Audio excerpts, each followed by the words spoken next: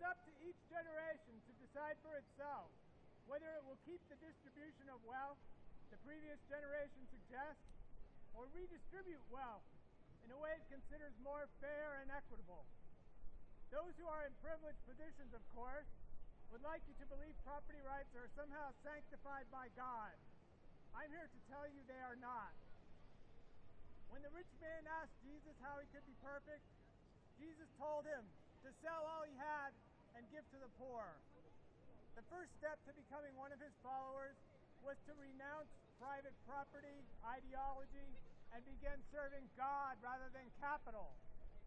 When you stretch out your hand, says Isaiah, I will hide my eyes from you. When you make many prayers, I will not listen. Your hands are full of money. It is time to make them clean. Stop living for the sake of the billionaires. Start living for the sake of God and your neighbor. But how will I pay my bills, you'll ask? See how immersed you are in the capitalist ideology. They tell you that you owe them money, and you bow down and you say, yes, master, we will work for you to pay the bills you send us. It is time to develop some class consciousness. You, the working class, need no longer bow down to the owners of capital. It is up to you to decide for yourselves who will rule you.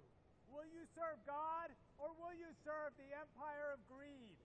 I am about to create a new heaven and a new earth, says Isaiah. The former things shall not be remembered.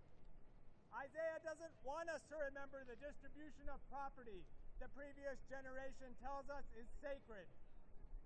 It must be forgotten, and we can build a new land based on the interests of working class people, serving God and our neighbors. If you allow yourself to be persuaded what to do in your life by money and not by love of God and your neighbor, you have fallen into the snares of the rich. They are trying to seduce you with money and sensory pleasure into a life that is utterly vacuous and meaningless. They seduce your eyes with glamour and glitter, so you watch their movies instead of reading the words of God. They seduce you into buying things you don't need. They seduce you into working in their factories, building more and more luxuries and mansions for the rich, while you leave the poor unfed and unhoused. Hollywood is part of the seduction exploitation complex the capitalists have created. Don't be seduced. Don't be exploited. Begin to read books produced by those who genuinely care about the fate of your mind, soul, and spirit. I'm not saying Hollywood films are sinful because they're smutty. I'm saying they're sinful because they're produced by those who care nothing for the fate of your mind and only care about their own profit. Will Hollywood teach you to begin seeking the truth? No, it will teach you to accept the word of capital as the ultimate authority. How do you know who owns what? Because those with guns tell you so. Don't believe them. The world belongs to all of us, not a select few. And we can take it back. Now is the time for revolution. I'm about to create Jerusalem as joy, says Isaiah, and its people as delight. They shall build houses and inhabit them. They shall plant vineyards and eat their fruit. They shall not build and another inhabit. They shall not plant and another eat. Stop planting for the billionaires. Start planting for God and your neighbor. Stop building mansions for the billionaires. Start building shelters for the homeless. Storm the mansions of the billionaires. Tell them their time is up.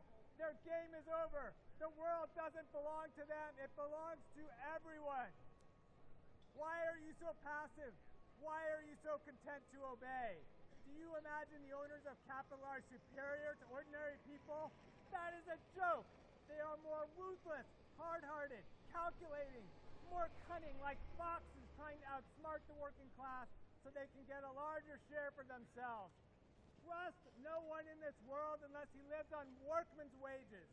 Anyone who makes more than a working person is going to be upholding the interests of capital, not the interests of working class people, and not the interests of God and the neighbor. Learn to do right, says Isaiah.